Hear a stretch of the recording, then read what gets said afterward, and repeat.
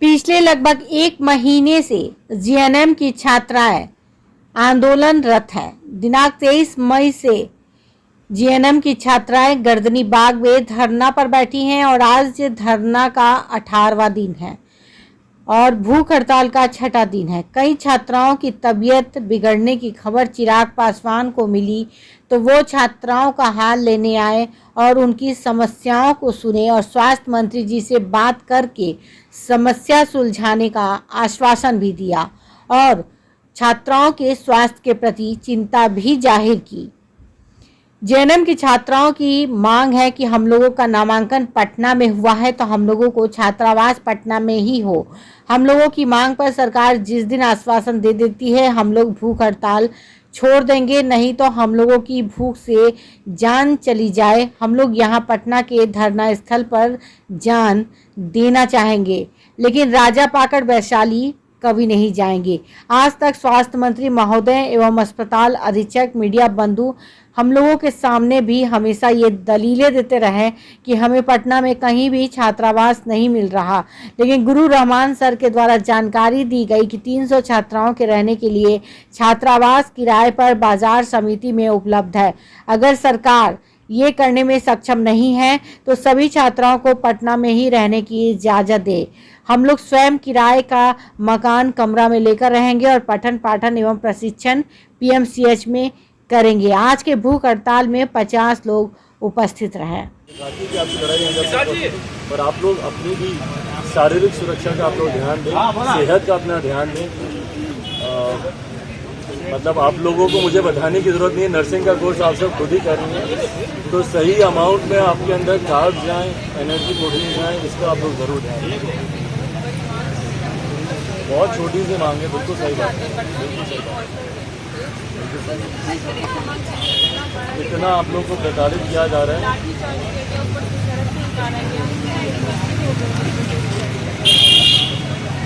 नहीं, मैं आज जाकर मैं भी बात करके जो भी मेरे पास जानकारी आती है वो मैं आप लोगों से शाम रात तक आप लोगों से साझा करूँगा।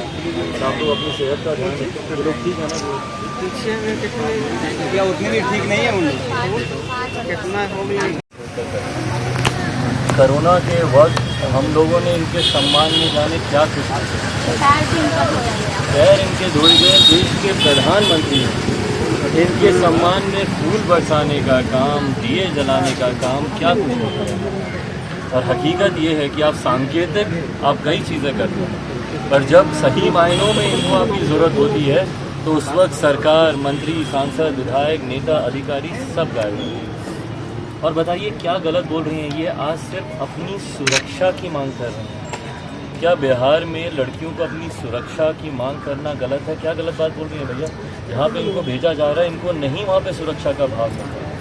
और हाल फिलहाल के दिनों में हकीकत है वहाँ पे कई ऐसी घटनाएं घटी हैं। मैं खुद एक लड़की का रेप कर दिया गया। बिल्कुल बिल्कुल बच्चियों का वहाँ पे बलात्कार हो रहा है। मैं खुद कई ऐसे परिवार से वहाँ पर मिलकर आया हूँ। बच्ची कोचिंग के लिए जा रही थी, दिन दहाड़े सुबह 10 साढ़े 10 बजे उसको पकड़कर उसके साथ दुष्कर्म किया गया।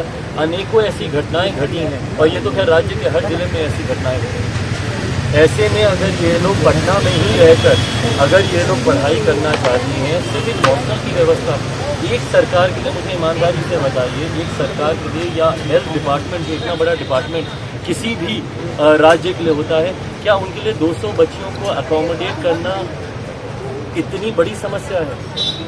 आज जब विभिन्न राज्यों में जब राज्यसभा के चुनाव हो रहे हैं तो यही सरकारें अपने अपने विधायकों को 5 स्टार होटल्स में रख रही हैं, रहना खाना पीना, ऊपर से उनके एंटरटेनमेंट का इंतज़ाम करवा के दे रही हैं। कल हम लोगों ने कई चैनलों पे देखा उनके एंटरटेनमेंट का भी इंतज़ाम सरकारें राजनीतिक दल करवा के रही हैं। और ऐसे में अगर ये बच्चियां अगर अपनी सुरक्षा की मांग कर रही हैं, कल को भगवान ना करे अगर आप इनको राजा पाकर भेजते हैं या जहाँ पे भी आपको भेजना चाहें वहाँ पे किसी भी बच्ची के साथ भगवान ना करे कुछ गलत हो, कौन इसकी जिम्मेदारी लेगा?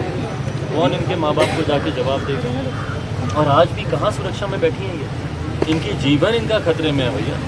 भूख हड़ताल पे बच्चियां बैठी हुई हैं बिना कुछ खाए बिना कुछ पीछे देखिए किस तरीके से यहाँ पे ये लोग खुद ही अपना इलाज ये लोग यहाँ पे बैठी हुई हैं तो इनके गार्जियन कोई ना कोई तो यहाँ पे रहेंगे। जब इनके भाई यहाँ थे तो सिटी मजिस्ट्रेट थे वो इनके भाई पे थप्पड़ चलाए। इनके भाई पे थप्पड़ तो एक तरफ की बात है, इनके ऊपर कुछ इस तरीके से मेल पुलिस अधिकारियों के द्वारा लाठियाँ चलाई गई।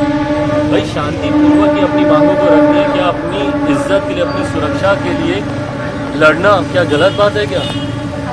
अगर ये प्रोटेस्ट कर रही हैं अपनी जायज़ मांगों को लेकर, सरकार की जिम्मेदारी बनती है भैया कि आप इनकी सुरक्षा को ध्यान में रखते हुए जहां इनको सुरक्षा का भाव मिल रहा है वहां भेजिए।